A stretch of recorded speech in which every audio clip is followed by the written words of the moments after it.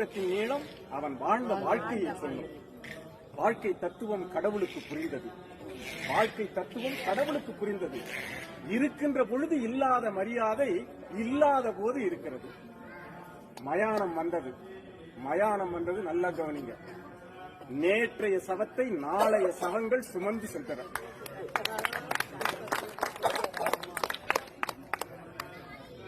கடவுள் யோசித்தான், இறப்பென்று ஒன்று இல்லாது இருக்குமானால் இந்நேரம் மனிதன் கடவுளையே கொண்டிருப்பான்.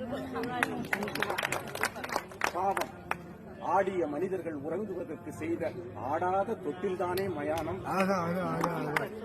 அந்த வேலை முடிந்து சென்றது கூட்டம்.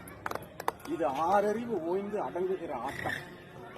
கடவுள் யோசித்தான், உயர்ந்த ஜாதியினருக்கும் தாழ்ந்த வகுப்பினருக்கும் தனித்தனியே மயானங்கள்.